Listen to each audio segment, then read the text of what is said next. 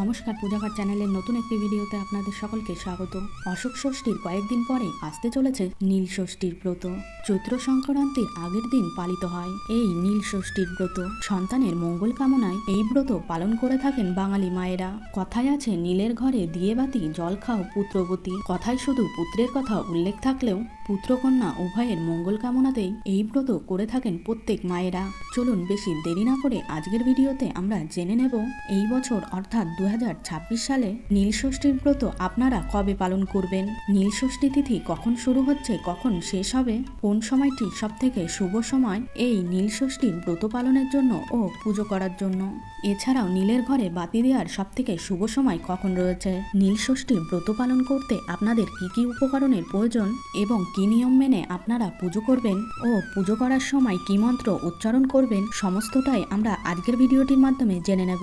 তার সাথে জেনে নেব নীল ষষ্ঠীর ব্রত করলে কি কি খাওয়া যাবে ও কি কি খাওয়া যাবে না, সন্তানের মঙ্গল কামনায় কোন কাজগুলি আমাদের এই দিন করতে হবে, সমস্ত কিছুই এই ভিডিওটির মাধ্যমে জেনে নেব। চ্যানেলে যদি নতুন হয়ে থাকেন তাহলে চ্যানেলটিকে সাবস্ক্রাইব করে এবং ভিডিওতে একটি লাইক করে শেষ পর্যন্ত সাথে থাকুন। আশা করি এই ভিডিওটি আপনার খুব উপকারে আসবে। ভিডিওর শুরুতেই জেনে নেব কারা এই ব্রত পালন করতে পারবেন।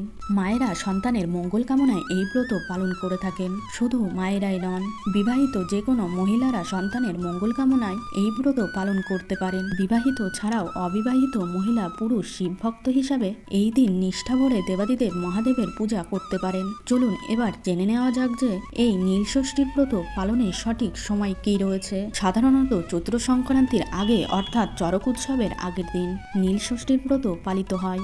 এই বছর 13ই এপ্রিল 29শে চৈত্র সোমবার এই দিন পড়েছে নীল ষষ্ঠী পূজার শুভ সময়। নীল ষষ্ঠীর ষষ্ঠী তিথি শুরু হবে 12ই এপ্রিল 28শে চৈত্র রবিবার দিন রাত্রি 9:31 থেকে, আর ষষ্ঠী তিথি সমাপ্ত হবে 13ই এপ্রিল 29শে চৈত্র সোমবার দিন রাত্রি 9:37 মধ্যে।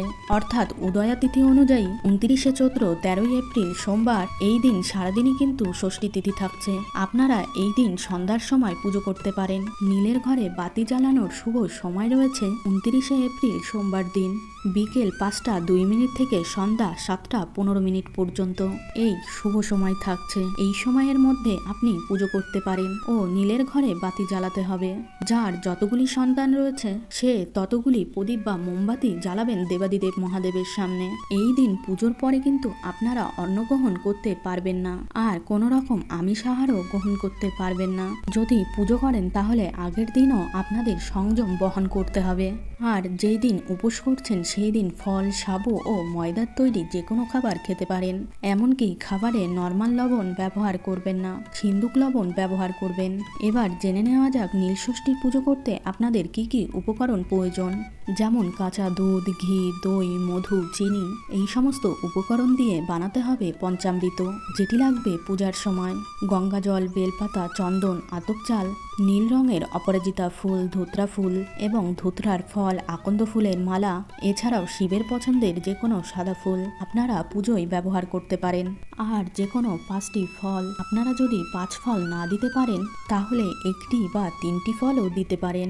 আর সাদা মিষ্টি বা সাদা বাতাসা দেবাদিদেব মহাদেবের অত্যন্ত পছন্দের, তাই মিষ্টান্ন হিসাবে আপনারা যে কোনো ধরনের সাদা মিষ্টি দেবাদিদেব মহাদেবকে অর্পণ করতে পারেন। নীল ষষ্ঠীর দিন সারাদিন উপোস করে সন্ধ্যাবেলায় শিবের মাথায় জল ঢালতে হয়। এ কথা আমরা প্রত্যেকেই জানি।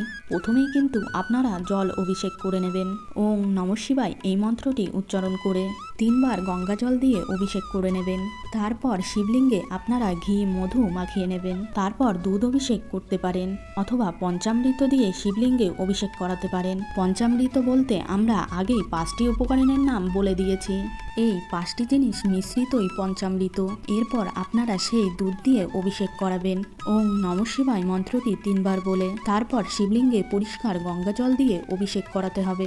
এরপর আপনাদের সমস্ত নৈবেদ্য একে একে দেবাদিদেব মহাদেবকে নিবেদন করবে। প্রথমেই দেবাদিদেব মহাদেবকে বেলপাতা অর্পণ করবেন, কারণ একটি বেলপাতাতেই সবথেকে সন্তুষ্ট হন দেবাদিদেব মহাদেব। বেলপাতাটি অর্পণ করার সময় বেলপাতাটি খুব ভালোভাবে দেখে নেবেন। বেলপাতাটি যেন কোনো ছেঁড়া বা ফাটা না থাকে পরিষ্কার মসৃণ বেলপাতা দেবাদিদেব মহাদেবকে অর্পণ করবেন। তারপর আপনারা আকন্দ ফুল, নীলকণ্ঠ ফুল, ধুত্রা ফুল বা ফুলের মালা যা এনেছেন তা একে একে দেবাদিদেব মহাদেবকে অর্পণ করবেন। এরপর নিজের মনস্কামনা জানাবেন। সমস্ত কিছু অর্পণ করা হয়ে গেলে তারপর নীলের ঘরে বাতি জ্বালাতে হবে এবং ধূপ দীপ দিয়ে আরতি করতে হবে। এক্ষেত্রে আপনারা ঘিয়ের প্রদীপও জ্বালাতে পারেন অথবা মোমবাতিও জ্বালাতে পারেন। মনে করা হয় ব্রতর দিন উপোস করে নিষ্ঠা ও ভক্তির সঙ্গে নিয়ম মেনে পুজো করলে ভক্তের সমস্ত মনোবাসনা পূরণ করেন দেবাদিদেব মহাদেব। আশা করি আজকের এই ভিডিওটি আপনাকে সমৃদ্ধ করতে পেরেছে। ভালো লাগলে অবশ্যই আপনজনদের কাছে শেয়ার করবেন। সকলে ভালো থাকুন, সুস্থ থাকুন এই কামনা করে আজকের মতো ভিডিওটি এখানেই শেষ করলাম। নমস্কার, ধন্যবাদ। ঈশ্বর আপনার মঙ্গল করুন।